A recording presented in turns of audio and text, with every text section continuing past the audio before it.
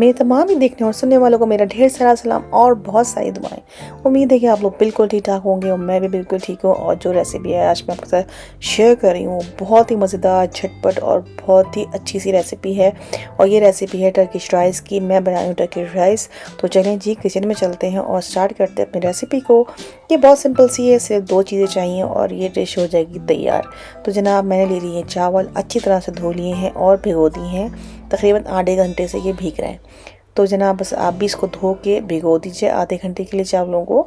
और हमें चाहिए जो है ये सेवइयाँ हैं, आप इसको नूडल्स कह सकती हैं, पास्ता कह सकती हैं, स्पैगेटीज़ कह सकती हैं। ये छोटी छोटी सी हैं, आप शक्ल देख लीजिए, बाज़ार में आराम से मिल जाती हैं। तो बस ये चाहिए हमको 1 कप। मैंने लिए हैं 1 कप, आप कम और ज़्यादा कर सकती हैं। तो आधा किलो चावल में 1 कप मैंने ये लिए हैं, 2 कप चावल, 1 कप सेवइयाँ। तो जनाब चलते हैं अपनी रेसिपी की तरफ, पकाते हैं इसको। हमने एक पैन ले लिया और इसमें डाल दिया बटर। आप ऑयल और घी का भी इस्तेमाल कर सकती हैं। बटर में ये बहुत अच्छे लगते हैं, बहुत मज़े का जायका आता है, बड़ी अच्छी सी खुशबू आती है। तो मैं इसको बटर में बनाना पसंद करती हूँ। तो बस इसको हमने कर लेना है फ्राई अच्छी तरीके से, जब तक ये ब्राउन हो जाए। तो बहुत ज़्यादा ब्राउन डार्क नहीं करना, लेकिन उसको ब्राउन का शेड देना है आपने। जलाना बिल्कुल भी नहीं है, काली नहीं करना, लेकिन इतना बनाना है कि ये ब्राउन हो जाए।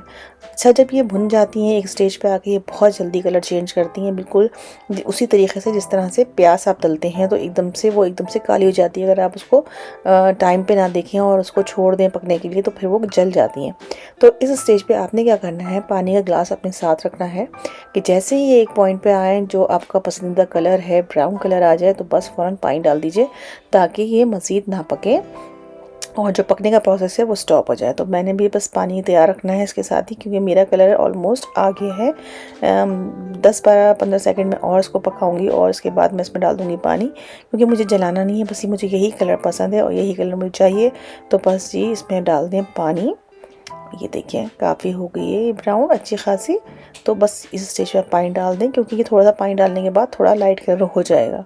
तो जनाब बस मैंने इसमें पानी डाल दिया। हमारी ये डिश इतनी आसान है कि मैं आपको बता नहीं सकती, और खाने में इतनी अच्छी लगेगा आपने कोई बहुत ही रिच डिश खा रहे हैं आप लोग। तो आप ज़रूर इसको बनाइएगा और जो मेरा रिकमेंड मैं आपको करूँगी, इसको ज़रूर ट्राई करें आप एक दफ़ा। तो जनाब इसके अंदर डाल देंगे हम चावल डाल देते हैं इसके अंदर। और इसके बाद इसके अंदर हम ऐड करेंगे पानी इस हिसाब से, जो भी आपका हिसाब है चावलों को, जो आप चावल इस्तेमाल करती हैं। हर घर में डिफरेंट इस्तेमाल होते हैं चावलों को, तो जो आपका हिसाब है पानी का वो आप रखेंगी। बहुत ज़्यादा चावल जो है वो गले हुए अच्छे नहीं लगेंगे इसके अंदर, इसमें थोड़े से भुरहरे चावल अच्छे लगेंगे, खिले हुए चावल। तो आप कोशिश कीजिए कि चावल में पानी उतना ही हो कि खिले खिले से चावल बने।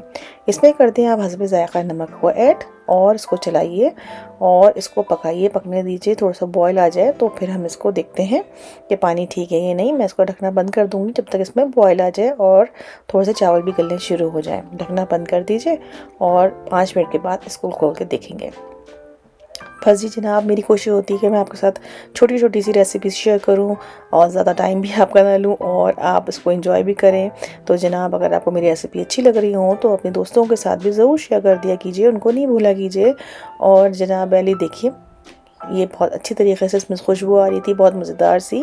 तो बस ये बॉयल होना शुरू हो गए हैं, तो इसका मतलब है कि बस हम थोड़ी देर में इसको दम पे लगा देंगे 1 से 2 मिनट के अंदर अंदर। बस ये पकना शुरू हो रहे हैं और पानी खुश्क होना शुरू हो रहा है, तो हम इसको लगाएंगे दम पे और ये बहुत मज़े से बन जाएंगे। आप भी ज़रूर उसको ट्राई कीजिएगा। अल्लाह से दुआ है कि जब आप इसको ट्राई करें तो आपकी रेसिपी मेरी रेसिपी से भी ज़्यादा अच्छी बने और आप इसको खूब खाएं, इंजॉय करें और सबको खिलाएं।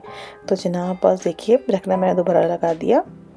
दोबारा खोल के देखते हैं कि क्या पोजीशन है इसकी। हाँ जी बिल्कुल, चावल जो हैं अब दम होने के बिल्कुल क़रीब हैं। अब इसको ये वक्त आ गया कि इस पर आप ढकना बंद करके हल्की आंच कर दीजिए और लगा दीजिए दम पे। और 5 से 6 मिनट के बाद आप खोल के देखेंगी तो आपके चावल जो हैं बिल्कुल रेडी होंगे।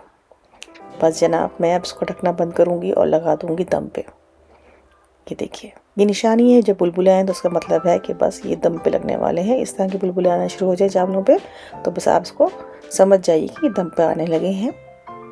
चलें जी ढकना बंद कर देते हैं और लगा देते दम पे। 5 से 6 मिनट के बाद हम देखेंगे तो बस हमारे चावल जो होंगे इंशाल्लाह बिल्कुल तैयार होंगे।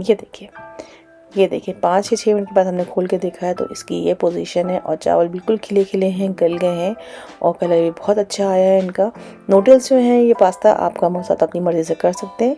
तो ये देखिए کتنے مزے کے لگ رہے ہیں. تو بس اللہ سے دعا ہے کہ آپ بھی بنائیں اور خوب انجوائے کریں. تو چلیے میرے ساتھ ہی رہیے گا, کہیں مت جائیے گا, اور ہم دیکھیں گے اس کا فائنل لک.